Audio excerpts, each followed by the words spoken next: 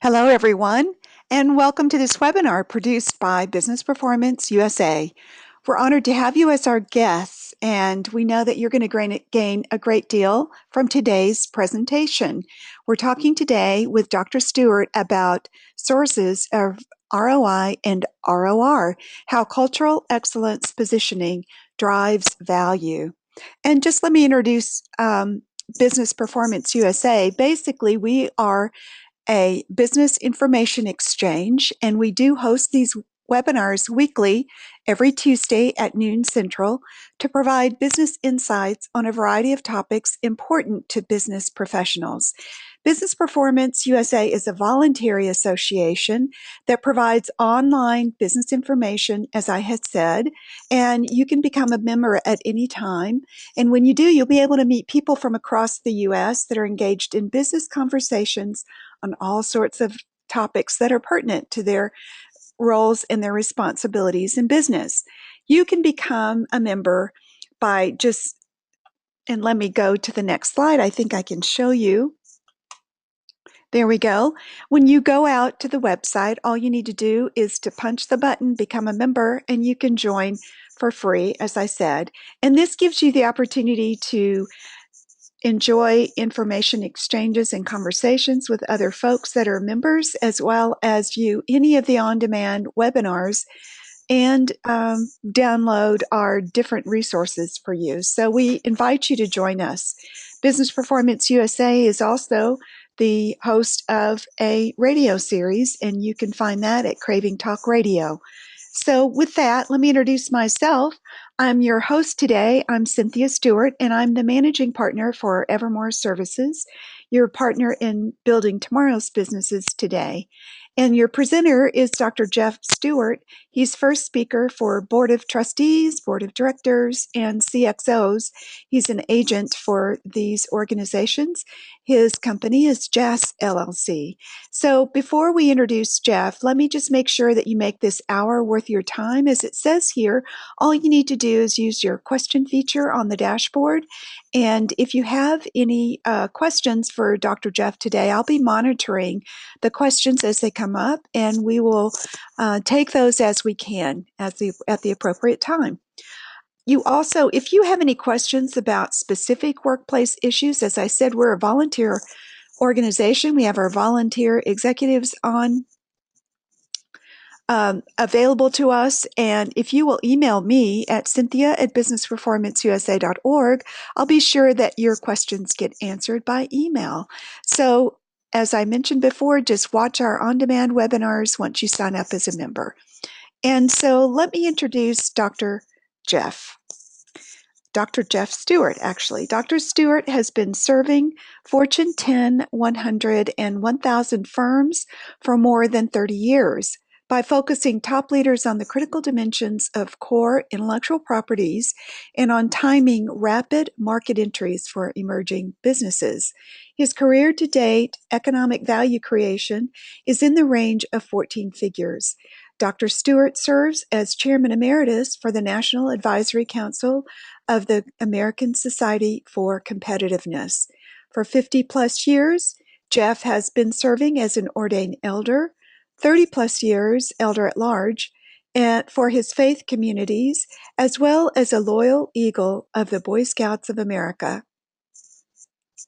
Okay, with that, what I'm going to do is go ahead and pass the screen over to Jeff so that he can begin his presentation. So Jeff, I'm going to make you the presenter, and I will let you know when I see your screen.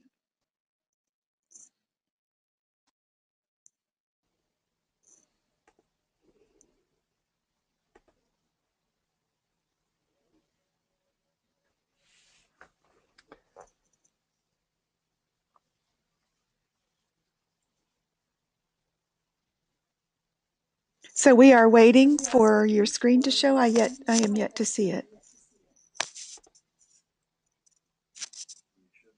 You should see it. Okay. Let me see. It says it's showing my screen, Cynthia. Well, we seem to have technical difficulty, so perhaps what I'll do is go ahead and move the screens for you, Jeff, and When you're ready. we'll just do it that way. I'm going to go back and pick up the show, and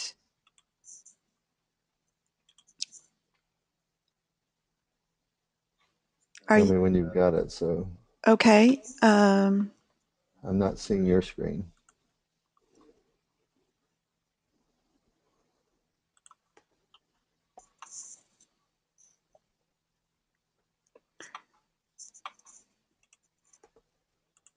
Well, we do have a technical difficulty.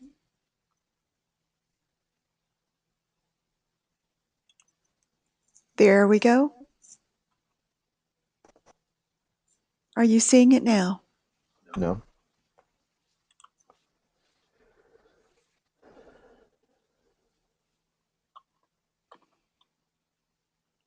Okay, well, let's go ahead and proceed, Jeff, and you can talk from your presentation, and I'll go ahead and show the slides. Okay. Will do.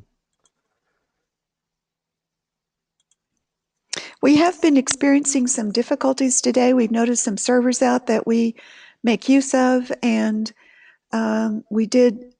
Jeff did share with me earlier that there was, it showed his computer offline, so we'll just move on through. We all know what those are about.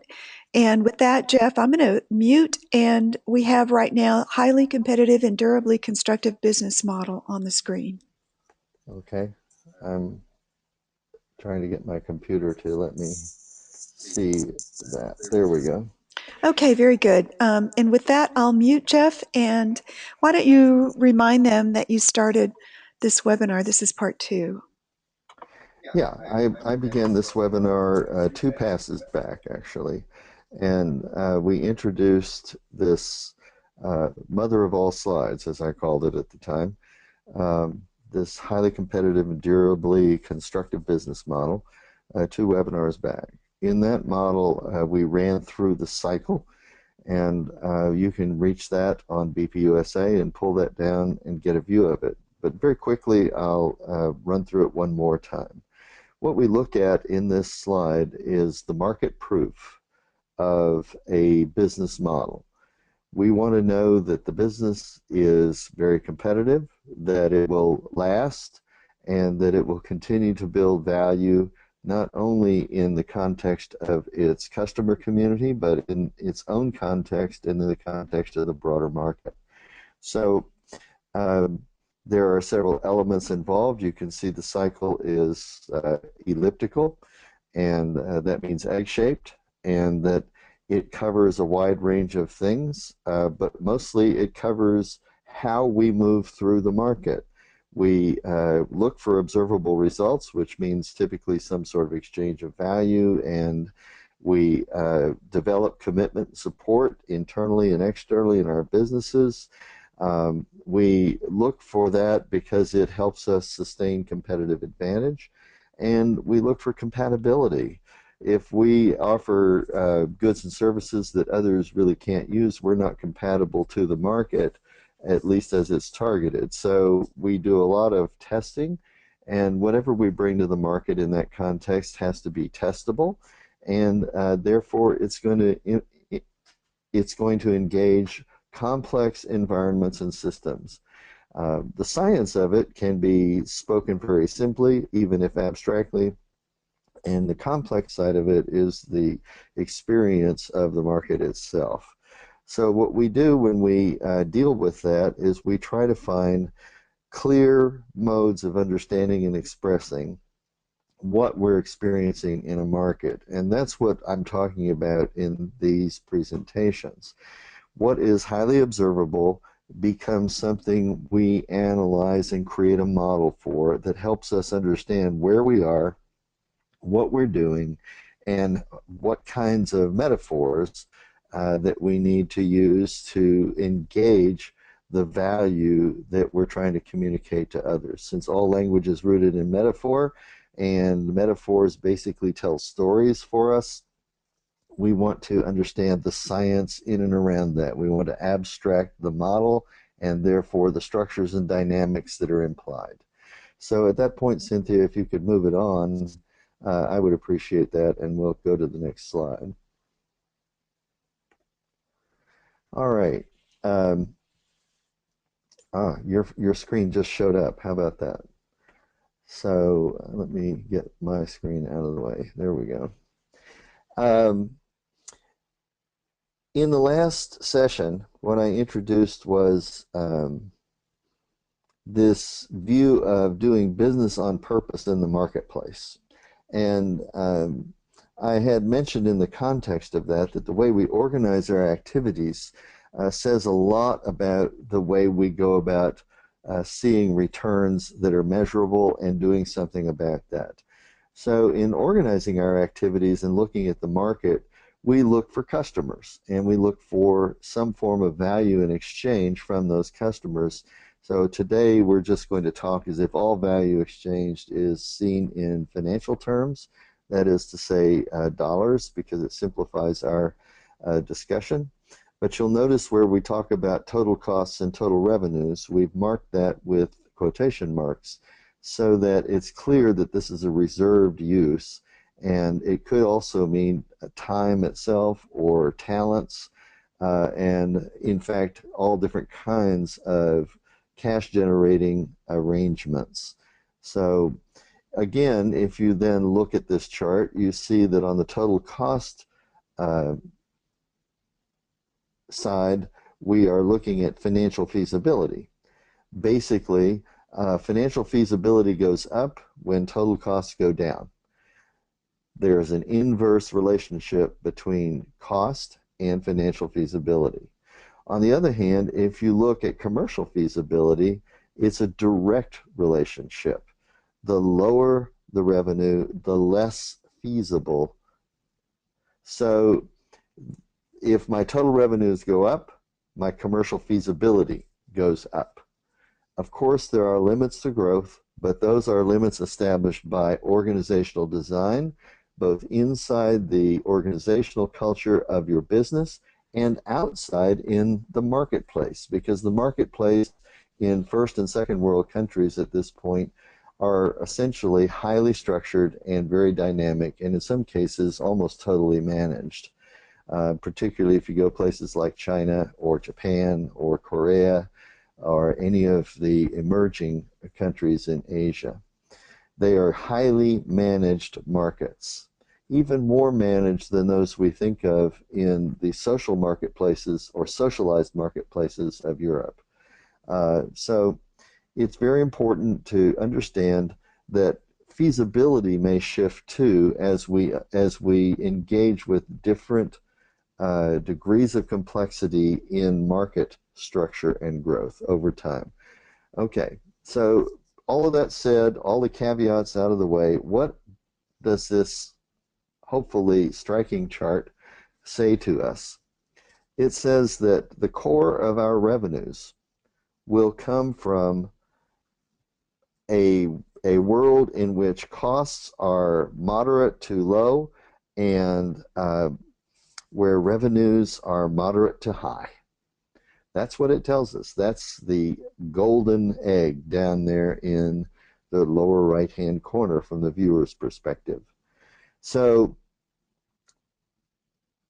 core business is what drives us. It leads us basically from our baseline, what we can expect to build our business on, what we stand on, what we know we can support with evolutionary improvements. That is, as we go through turns, we move through them and take something out, but we move step by step relatively slowly. Now, yes, in evolution there are sudden changes, but those sudden changes take a while to come about, and what we're trying to do here is indicate that in the evolution of business and marketplace, those sudden changes don't occur until we get to something else, and we're going to go through a couple of steps to get there. Those steps would be expanding our core. If we want to grow, and we want to grow predictively and expect certain kinds of controllable and disciplined returns. What we want to do is grow our core business. So basically, 30% of your anticipated revenues come from expanding what you've already got and from those customers that you already know. This is an ideal model, of course, so it's important to understand that when we work toward the ideal in any particular manifestation of the market, the ideal may vary in its actual percentages. But what we will see here is that on a business and economic model, 70% of any periodized revenues are likely to come from your core or your expanded core. And that would be, if you're looking at a traditional market target, the bullseye would be the core. The next ring out from the bullseye would be your expanded core, where you engage and develop accounts and you look at what the people see and want to sell to their customers, and you respond to them within that expanded opportunity marketplace. Now, it's important to know that expanded core, by definition, is low risk. In fact, it's very low risk. You already have the customer, you're maintaining them, and unless you're doing something to berate or beat up your customers, or ignore them, even worse, your risk is going to remain relatively low. And your return on investment could be moved a little bit in the direction of being a high return. It would be what we call at the core level a moderately high return, and that would mean that the risk engaged would be moderately high as well, by the way. So because it's core, though, the risk turns down in the direction of retained business and retained relationships. And people, really don't like to mess up relationships by and large. There are a few who are a little bit pathological out there, but most people like to keep with it and depend on each other and develop a community of vested interests and grow and blow from there. So as we're developing business process breakthroughs that enable us to move in and out of each other's spheres of interests in the core and the expanded core, both our customers and ourselves, we're also looking for new leading edges. And that's an important piece of the puzzle, because this is how we engage what is beyond our current sphere of activity, or actually our current ellipse of activity. The new leading edge is desirable business. Now, for the most part, that can be tested with current clients, but it will mostly grow and blow, not with current clients, but with new clients that you may bring into your base or your core and expanded core. So the new leading edge is very often driven by revolutionary advances in technology, or in some application area, or in some understanding of graphics. Sometimes we call these things paradigm shifts, but that's actually a bit of an exaggeration. Thomas Kuhn, who wrote the book, The Study of Scientific Revolutions, and coined the phrase paradigm change many, many years ago, basically showed that a paradigm is not something you can see. So when a revolution advances, when a big change happens, it's usually not paradigmatic in its shift. It really is just big. It's like a giant step forward or backward sometimes, but up or down in any case, in or out in any case. It's a giant step, not a step away from the land of giants into the land of, oh, I don't know, nuclear fusion, okay? It's not away from Fantasyland and into reality. It's all within the dream world that we're making come true for everybody in our markets. So new leading edges are desirable business. They are dependent on cycles of living. That is not only the life cycles of the products and the services, but the living cycles that we engage as we move through markets with human concerns and human engagement. So when markets become disengaged, or when workforces become disengaged and markets suffer, then what we see is the cycles of life become fraught with concern, anxiety, and what we usually refer to as some form of stagnation or depression, or in the sense where people manage markets to some degree, inflation and deflation. Now, inflation and deflation literally refer to the appearance of monetary cycles, which is not the same thing as cash. As you know, cash is anything that you can create in exchange that carries value moving from one place to another. I hold it, I cash it into the game, I represent it in an exchange, we make the exchange, and cash changes hands, and we're all very happy. But we only denominate that by currencies. And it's only in the first world markets today where we have pretty much gone hard asset free, except for our backup plans, and we are trading currencies and their relative positioning in the marketplace. Now, this is a very important point because I'm going to come back to the relative positioning in the marketplace in another slide or two. So please bear that in mind. A new leading edge has one key feature. It is high risk, but it promises a high return on investment if we can come to the edge of the advance itself, if we can take the lead. It doesn't really help to be too far behind the curve on a revolutionary advance unless you're just short of cash, that is to say the ability to get in the game, or short of patience, or short of tolerance for the risk involved. Now, if you stand back and wait for whatever reason, what you're really looking for is either a return to that stable base where 70% of your opportunity resides on a going basis, or for a proof that the big step is going to continue to drive and expand things so that you sort of have no choice but to figure out how to work with others besides yourself, or to sell out and give what you've got to others in order to stay in the game. That's why the new leading edge represents about 20% more of your annual revenues, or any periodized revenue that you care to structure. For example, it could be 2 years, 3 years, 5 years. It could be a few minutes if it's a very fast market. If you're doing counter trade, it could be a few seconds. So new leading edges are all about what's desirable. It's all about how we cycle through life and establish quality of life. And therefore, it's about upper and lower control limits. And basically, we're not encountering what I would call a big change.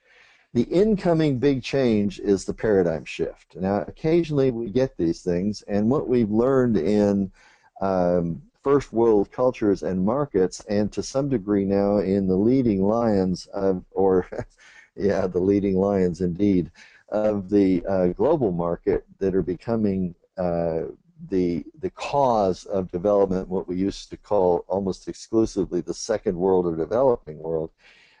These leading lions actually have figured out how to serve the first world culture in creating big change, paradigm shifts.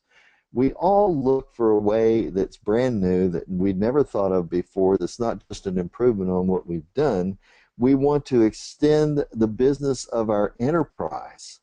We want to reach beyond the boundaries of our own cultures and beyond the boundaries of exchange between cultures, and we want to develop a relationship with what is other, radically other, very different from ourselves in most cases. It could be a view of the future that's so unique that people have never thought of it before, and it takes quite a while for a lot of people to get aboard with that future unless you use something like the power of our hyperlinked media on a global basis, which is providing a kind of noetic cloud around the planet where we can engage with each other in a kind of boundaryless situation.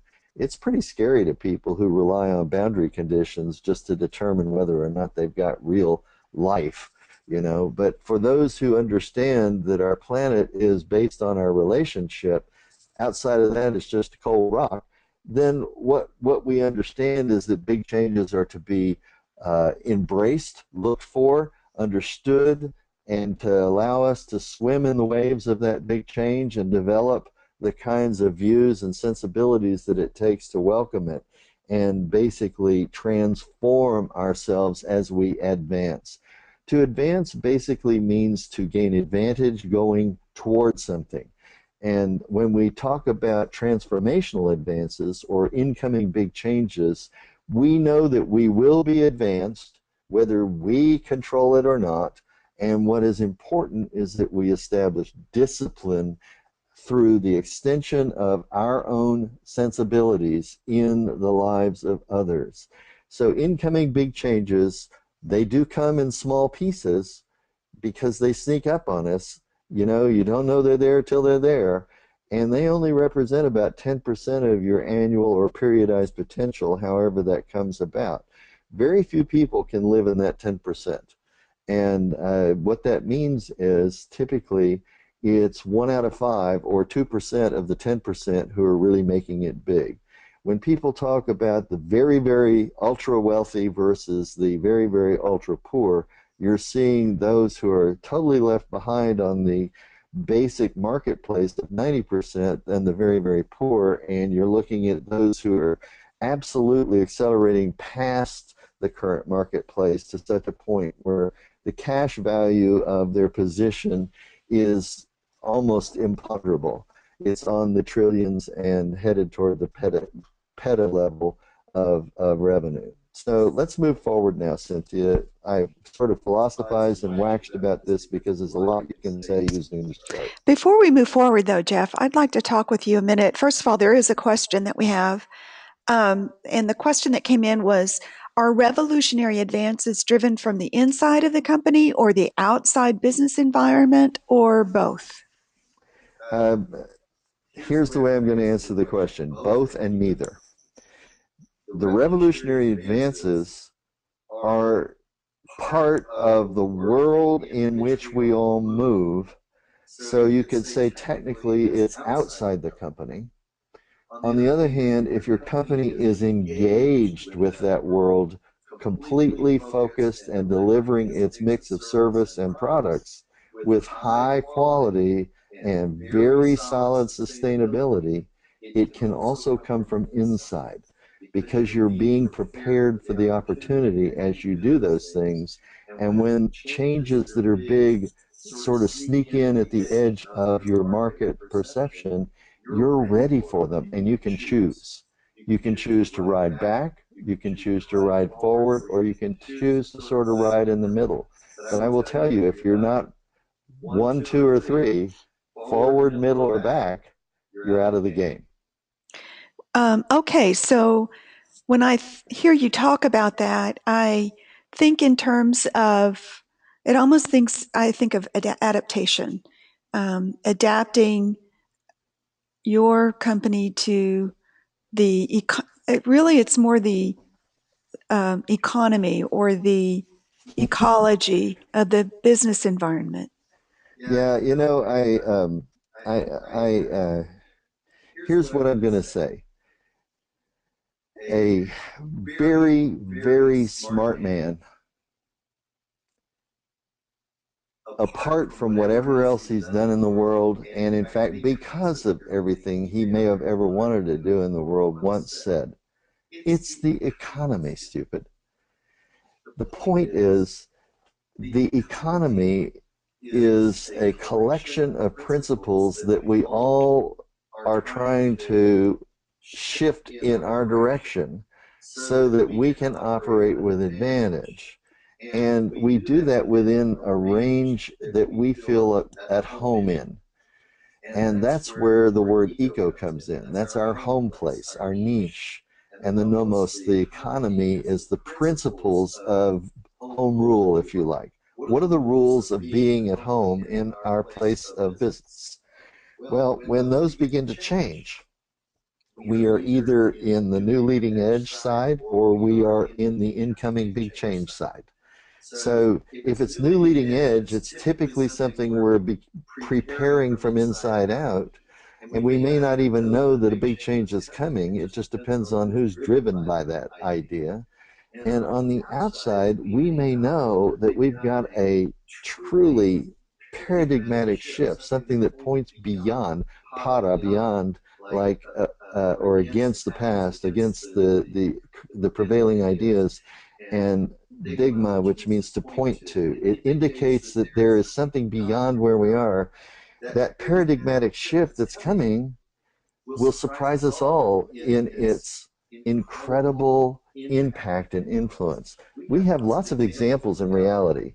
I mean, they've been going on in the first world, that is to say, the first tier economic structures on the planet, for about 50 years or so, maybe 70, depending on what you count. If you count radio and electricity, it could go back almost 200 years. But the fact is that we have begun to push past scientific revolution through the idea that what we create, that is, use of technology, what we create as humans can shift the world for good or ill. And in doing that, we choose the good. Goods and services construct a durable business environment. So that's the point I want to make. And for that, I'd like to move into a little closer view. Yes. I want to, Jeff, let's take an example. I'm thinking really about Apple because I think most people can think easily about Apple, the company Apple, and talk about it maybe through, from its early beginnings and then how you would map perhaps the product. So, for instance, what I would say their core business certainly began as the Macintosh computer. Nope. The Okay. core business began in something that we call Lisa. And that was a early prototype that Jobs and his bunch put together, and it was used as a counterpoint to the early PC movement that was being pushed out by Microsoft and IBM and others. IBM missed the personal computer the first time around, and after it got back into the game, Microsoft was a great competitor with it and others who were trying to use various forms of terminals and limited intelligence tied to big computers to dominate the market. And Microsoft found ways of creating individual value added market spots that they could leverage highly. So you have value added resellers, which is the basic model that Microsoft took to the marketplace. And then around that grew up service and support groups and areas to deal with customers outside, as well as what we began to call internal customers. My point in going into that detail is to let you know that Microsoft was already a new leading edge, challenging core and expanded core businesses that had been around really only about 30 years at that point. And what they were doing was absolutely revolutionizing and accelerating the process by which we were going to create value on a broad-based market. But people didn't see that then. Very Well, few. It took somebody like Steve Jobs to see it, and Wozniak, who worked with him, to work in a garage together and put out an alternative that appealed to a different way of envisioning the world as opposed to the Microsoft way. They strived with the Lisa option. They sold it into education at the higher levels. They sold it into education in general. They went to capture the future generation. And through a variety of business histories, we could track this in great detail. Um, People decided they needed more change. It wasn't really doing what they thought it should do. These were people that were wise about science and scientific revolution, uh, particularly Mr. Jobs, and Wozniak is absolutely there. He lives it, breathes it, lived in education, still does. Anyway, the Woz is something else. So when you get down to it, what they did is they invested in leading people out of an old view into a new view by building their products into an educational model and building the constituency for their future projects as they went. It was a high risk, high return model if they could get to the big change. They almost didn't get there. Jobs broke away from Apple. He started Next, and Next did not make it in the marketplace. He couldn't compete with all of the fractionation that was going on and various shifting standards that were in the place. And in the end, it was Bill Gates who listened to the deep feeling that Steve Jobs had for the impending future that was finding its way through his life and vision into our time. And Bill Gates resolved, I think, probably his own instinctive sense of this portending future by taking a risk that said, this is not just a leading edge, this is an incoming big change, and I really can help it be here by helping my friend Steve Jobs. Now, of course, the best of friends are sometimes the toughest of competitors, and we shan't go into that. But the main thing to see is that together they and others around them began to realize that the paradigm was shifting. It wasn't just about computers, it was about the way people live and breathe and have value in exchange for each other, and that was shifting in small, imperceptible ways that were leveraging each other into a new dimension of human life, which we now all know in using our cell phones and in going mobile. We talk about it not so much as being mobile as being on the move, and we talk about it as a mobile economy now. We haven't seen anything that mobile since the early dispersion of large human groups around the planet almost 2,000 years ago. So, Jeff, I'm wondering if Apple, through their various stages, and I know there are other technologists, but just for the sake of one example, that Apple, in essence, you could go and map the different products across this two by two. And so you could say when we were in this phase with the Macintosh, we were going Macintosh, different kinds of Macintosh, build your own Macintosh, and then of course it progressed, and they began to go mobile. And what I'm wondering is, and this may be a little bit off topic, but perhaps it isn't, and that is that for years, decades, Apple led the way on many fronts. When you think about what they did in the music community, what they did in terms of launching things like they didn't launch, but other people getting the concepts of videos, YouTube, Netflix, those kind of things, so that it was easy access, low cost to many of our media. And they also, of course, they came out with the tablets, the iPads, the smart pads, and so forth. And I sense that the marketplace is still looking for that revolutionary new big idea from Apple. And the only other thing that we could mention is perhaps the watches, whether or not that's really the new big idea. But if it lacks the new big, if Apple doesn't come out with the new big idea, I think that's what people are generally sensing is where's the new big idea, or the Well, incoming big change. here's what I'm saying.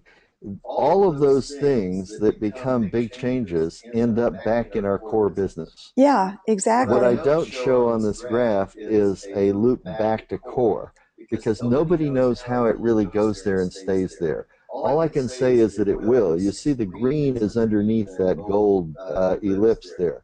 The gold is over that. What that means is the core market will absorb either slowly or quickly what is being done Right. at the level of the big change. And before you know it, that is because we can't know it.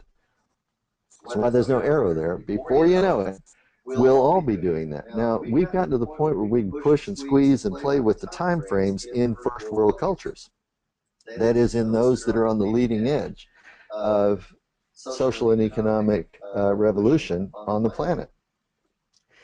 America, North and South, in fact, Mesoamerica, all of us have benefited from being part of a huge paradigmatic change. That paradigmatic change says no matter where you come from, no matter where you're going, you can be, you can become, you can do, you can create. Oh my goodness, people create. You can create, all of you, whatever you want. It used to be a man's home is his castle. Now it's anybody's place in motion is creation itself. We haven't stolen the fire from the gods like the Greeks were afraid of. What we have done is fired up the collective imagination and opened this rock to its potential as a planet with who knows what out there. We don't know. That's an even huger change that we pulled back from and chose to pull back from some 30 years ago in this country because we were scared we would lose too many of us along the way of getting there. But you know, that's shifting. So let's not get too far into it. I don't want to tell science fiction. I want to talk about business today. Well, But thank you for can we that. I think by putting a sort of an example out there that helps our listeners to think about how they can use this in their business. So let's move forward and make sure that there we go. Okay, so underneath all of this, it's all about learning. And learning goes through cycles, just like the seasons go through cycles. You know, it's kind of fruitless to argue about whether economies go through cycles because that's saying economies, well, they don't go through cycles. They are what we conceive them to be. Well, that's not true because if you conceive them to be something, something is going to be born.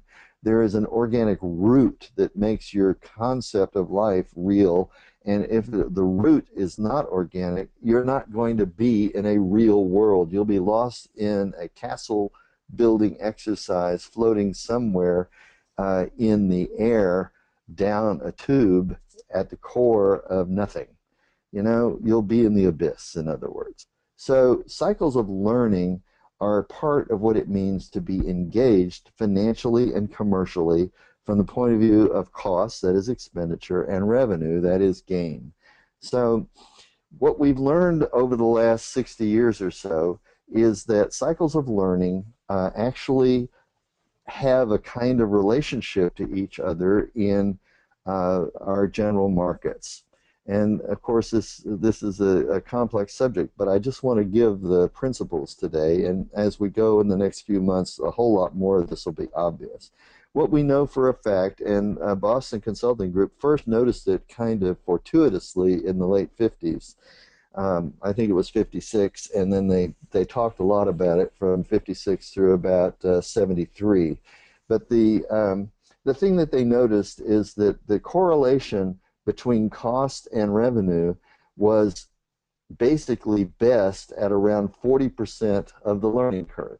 So revenue would be high and cost would be acceptable and financial and low. So there was cost recovery. In other words, financial feasibility would drop on a product as it aged, but as it dropped, you wouldn't have to worry about it because you'd replace it with something. So if you had low revenues in the beginning, but you had high financial feasibility, you could recover those revenues over time.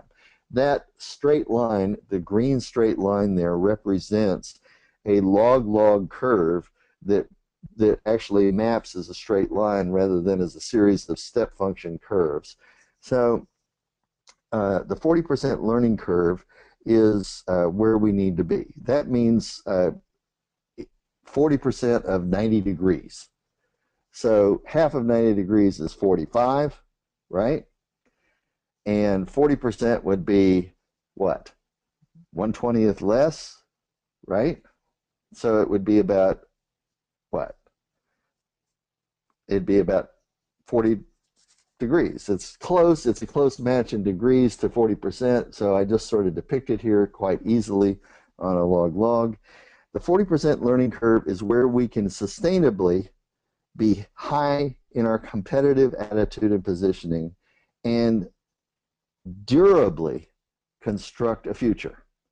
That is, it is a business or an enterprise or a future that will most likely endure with a high performance model if our learning does not exceed a 40% curve by much.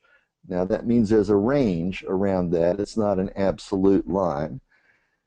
And that's because it's a log-log plot, which is a curve of best fit across reality as it presents in steps of growth and change. But nonetheless, the rest of this curve simply says that no matter if you've got lots and lots of deep pockets, you can get all the cash in the world, in other words. If you exceed your learning at your learning curve exceeds more than 60%, then you will be unsustainable. That is because you will basically flush out every opportunity before it even has a chance to exercise purchase in the market you're changing. So on the other side, if you diminish your learning curve past 20%, you will be unsustainable because people won't remember you. The pace of change will leave you behind. In point of fact, internally or externally, you won't be able to survive. Now, there are a lot of what we call shell companies out there, companies created solely for the purpose of advancing new things in standing markets. But those shell companies, in many cases, were companies that did very well, that have been sold and maintained in good legal and accounting posture on the marketplace so they could be acquired and used that way. They've been basically entities that are waiting for the awareness of a market to be re-energized by all the things it takes to put a business back into public awareness again with a high leverage position. And that's very important.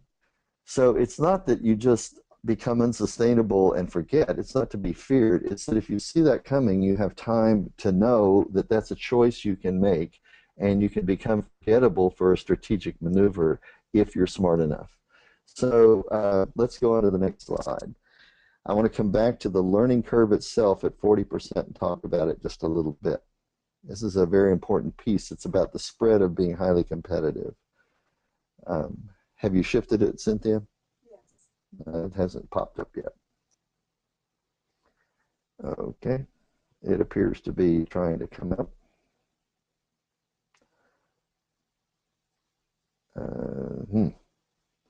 Well, can you see it? Yeah, we can see it fine. All right. Let me go back and pull up my own so I can talk from a picture. There we go. Okay. Now, what you'll notice here from what I was talking about on the cycles of learning is that there's a kind of a telescope-looking thing that has been imposed on that green line. Now, I've imposed that because I want you to realize that there is obviously a time factor and a vision factor involved. But the second thing to know is it's not only telescopic, it tells us that there are phases involved in any form of growth and in any form of movement from a new leading edge into a core opportunity. What I have not talked about is how all of this would relate to things like the big changes. So let's go back and back away from the big change and go back to our stable marketplace a little bit. And let's focus on this highly competitive and durably constructive learning that we get and we've known about now for over 50 years in the first world markets.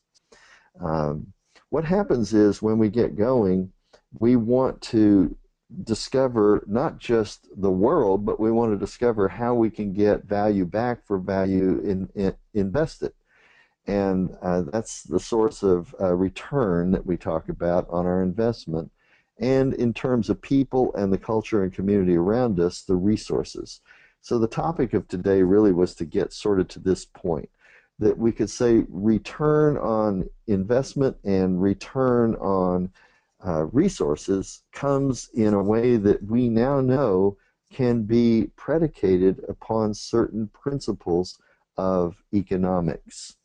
And we see that in the early stage as a very narrow focus. Hence, we talk about the drive to specialization in technological cultures.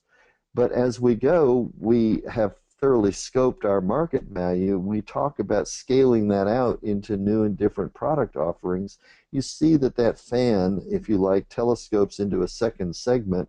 It's a little bit broader and a little bit shorter, because time is contracting as you accelerate in the direction of your motion. That happens to be one of our relativistic impacts. So as we do that, we get a fatter opportunity, and if you were actually to calculate that, that would be a substantially fatter opportunity than what is there before. It would be half again as much at least, and sometimes a lot more, because of the sudden value that things acquire in non-advanced markets. So within the advanced markets themselves, there we're in a second phase that we would call scaling. We're taking an example like the cell phone, which was picked up first by people who carried bricks and hated it, and they moved to the first cell phones, and that were actually portable and not luggable. And they said, "Gee whiz, this is great. You know, if we could only make it somehow smaller and micro miniaturize." Then we get into this broader fan that's called what? Scope, scale, and reach. How many people can we reach with our market? Does it mean we're defocused, that we're all over everything? No, it means we permeated the markets and we're now spreading like water across a table or in a very deep marshland where all kinds of animals live. Now, the marketplace is a lot like nature itself. So when we permeate, we create wetlands, and there's a whole lot of life that goes on in those wetlands that's very valuable to all of us. So scope, scale, and reach means that we have a vision that we can put terms on, we scale it to meet what we can do within the markets that can cover it, and then we reach for everything else and we strive for permeation, because if we get that, then the range of our competitiveness is only determined by our ability to predicate another big change. May we move to the next slide, please?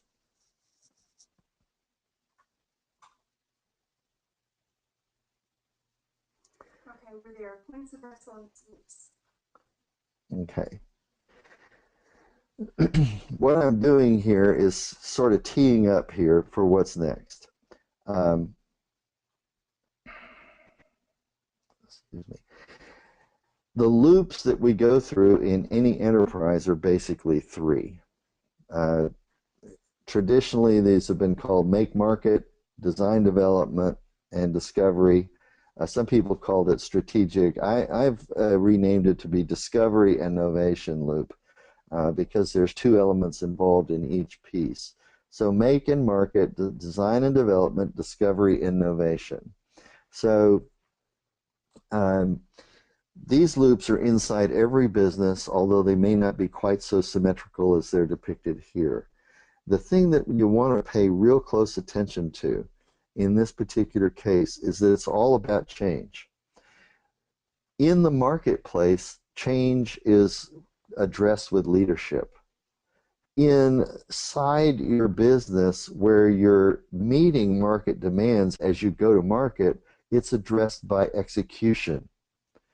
And when you're behind the scenes and trying to scope the market and scale it in advance and prepare for reach with a big change idea, you're in discovery and innovation.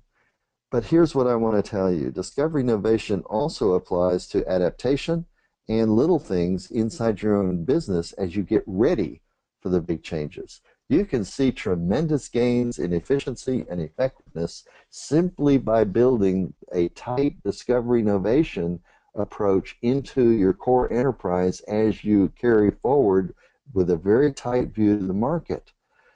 That discovery innovation model is what we have been advancing toward in the leading companies in the first and now the leading edge of the second world for the last 35 years or so. And those that are leading in the science side with brand new technology breakthroughs are the ones who are actually there. We don't know in that marketplace everything they're doing, and a lot of them don't know themselves, but they have learned how to get there faster, how to engineer the future faster without re-engineering the process than any of us really care to spend time imagining. Part of it is just that if we were to put a lot of money there, we'd be totally unstable most of the time. We'd be no different than our ancestors running across the steppes of Asia, chasing each other, trying to find the next, the next food source or the next territory that they could feed their people with. We need to be a little more advised in our approach. And so that's what I'm leading up to. These are all about points of excellence, not necessarily points of delivery. So excellence and delivery can sometimes be at odds is my main issue. what you're currently delivering to a customer may not be in the best interests of you or your customer. Your best customers know that, and they come to you with new ideas and new demands. And your best suppliers know that, and they come to you looking to help you with whatever you think is new and going to be in demand in your business and in your enterprise. This is the nature of working together, co-working or collaborating within a free enterprise environment, which is essentially what? Competitive.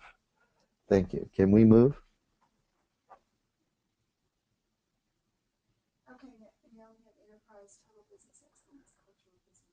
Right. So the last slide is a kind of a roundup slide for where I'm going to head in the next 6 months. But it shows you the relationship of the pieces. Once we've established our executable position, our go-to-market position, we have a cultural positioning that we have to lead, manage, and execute against. So that cultural excellence positioning feeds our total business excellence, and it feeds our ability to have what we call enterprise or entrepreneurial marketplaces. So in the end, the long term is served by our excellence positioning, and what we have is a view of how these various things stack together. So at the bottom, what I've said is our cornerstone belief is that a culture of collaboration is the rock solid foundation upon which to build a culture of competitiveness. Now, I'm trying to make this point very, very clean. You do not have competitiveness without collaboration, nor collaboration without competitiveness. That is a huge fallacy in reasoning. It does not take into account the nature of the human or the nature of the world. What we really need to do is to understand that the principles of economics and natural law are one and the same, expressed in different views, old science and new science. And the new science breeds new technologies, new works of thought and effort and commitment that create value that change the world. So don't ever think that your ideas don't make a difference. They do. Don't ever think that the concepts that you come up with can't shift the balance, because they will. Always understand that no matter what you feel or how you feel about it, why we do this is the most important thing of all. It's a tough and imponderable question to ask, why? But in the end, it's also the first reason anybody acquires what you have to offer. That is to say, buys your product or your service. In the end, I'd like to simply say total business competitiveness is built upon the idea that within each and every one of us is an individual desire to work with somebody else, to collaborate. It is individual for a reason. The duality cannot be divided without losing the whole. Thanks. It's been a great day. I appreciate the opportunity to come here and wax a little philosophical about the things that most people don't think about. We're just too busy getting it done. Appreciate you. Thank you, Dr. Jeff. We appreciate you. And these are concepts that aren't often talked about. And as you proceed with this series and folks are listening in, I'm sure they will see how to take these concepts, these theories, and the philosophies and so forth, and apply those directly in a very applicable way that makes a big difference in their business lives. So we look forward to that.